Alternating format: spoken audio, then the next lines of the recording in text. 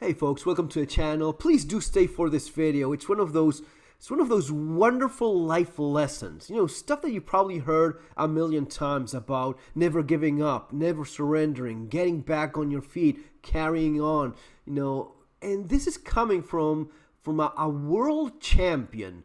I mean, no shit, a world champion by any stretch of the definition. This man that you see here, which you probably don't know, this is Lionel Scaloni. Lionel Scaloni is the coach of the Argentine team that won the 2022 FIFA World Cup. Again, things that you're probably not into, and I get it, that's not the point. It was a point for a lot of people around the world, so much so that the FIFA tournament was, the final was watched by 1.5 billion people, billion with a B, 1.5 billion people watched the FIFA World Cup final. That makes you, by any stretch of the definition, champion of the world, of the most popular sport in the planet. It is said that it was the biggest sporting event the world had ever seen, with the largest amount of audience. It is insane. And what I find to be super interesting about this specific video is that the man that is mostly responsible for that, and yes, you have the players, but the coach is key. This is the man that built the team. He's speaking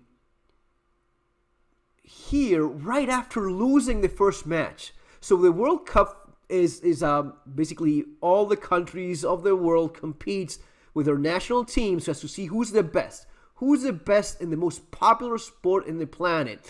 And I get it, a lot of you guys probably, what you guys call soccer, for the rest of the world is football. It's not a big deal, no matter what you call it. But for a lot of people it is. And there's no other place in the world where it matters nearly as much as it does in Argentina. In Argentina, it's not a sport. It's not even a religion. It's a way of life. It's part of the culture. All of these guys that you see here, they're all multi-millionaires. The average wage for an NFL player is $800,000, $1 million.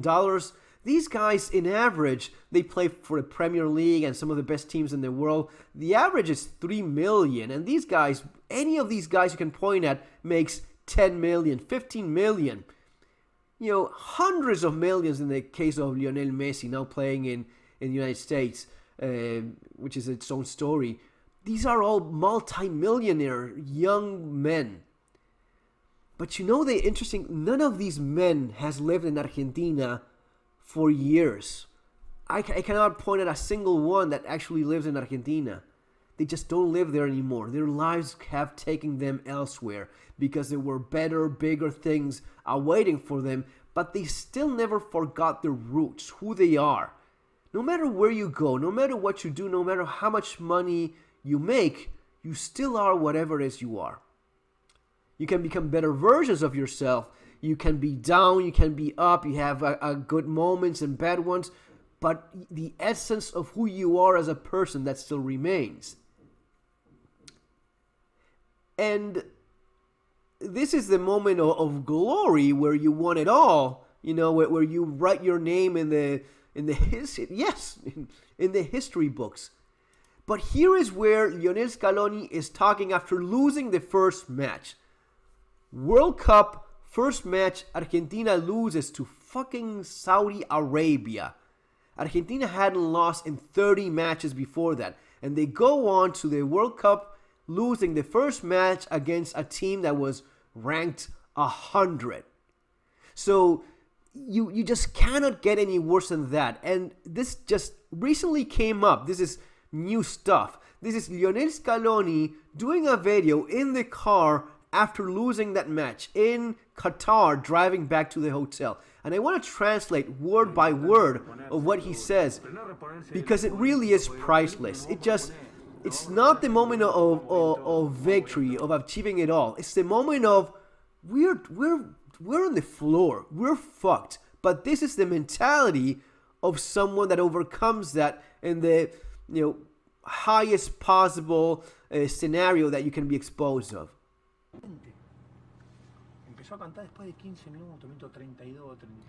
says people started singing minute 15, minute 30. From moment 10, people were beaten. People were hurt. He's talking about the fans, the people that actually flew over to Qatar. And you're talking about thousands and thousands of people. The final was 80,000 people. 80,000 people in the stadium.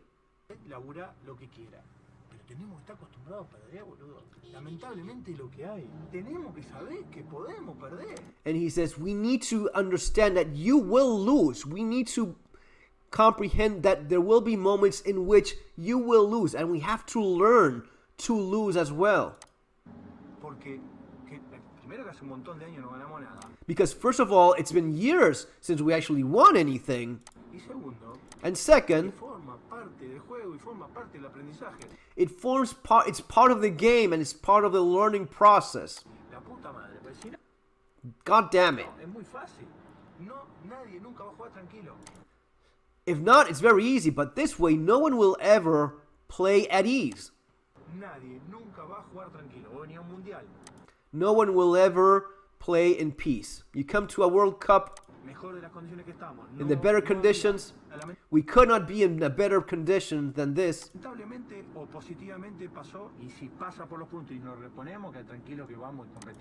Unfortunately or unfortunately, it happened, but be calm, because if we go on because of points,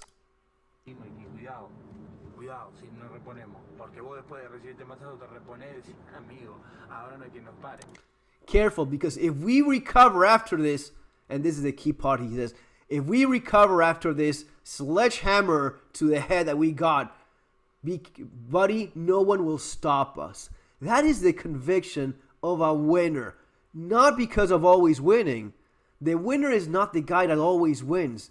The winner is the guy that when you're down, when you've been beaten, when you're in hell, you just get yourself back up with him. And not just getting yourself back up, but with the mentality of, no one stops me now. I just got up and no one will possibly stop me. But the important thing is to recover.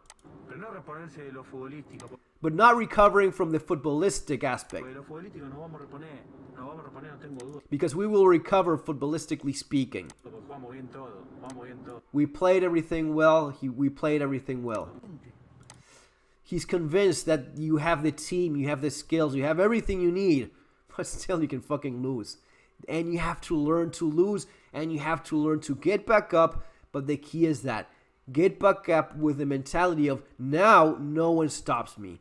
Right? That is what makes people different. That's what makes this man, Lionel Scaloni, different.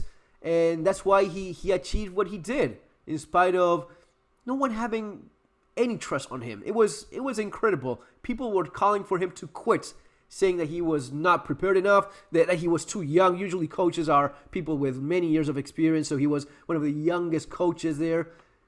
But it is the winning mentality, not only the technical aspect, but the winning mentality that he managed to install in this team. It's really something. I know that for a lot of people maybe it's not a big deal, but again, it is for the entire damn planet. The entire planet feels the same thing I'm telling you now. This is a big moment. It cannot get any bigger in the largest sport in the planet. And to do that after losing the first match to a no-one team, to a team that is not even ranked in any top 10 or any not even top 50, that is, yes, as he said, a sledgehammer to the head.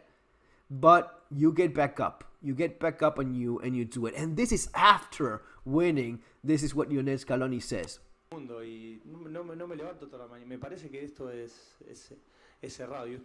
He says, I don't get up every day thinking I'm a world champion. And he says, you guys don't do either. You don't get up every morning thinking I'm a reporter from the country that is the world champion. And everyone laughs. All of the reporters laugh and say, yeah, we actually do. We get up every morning thinking we are the champions of the world.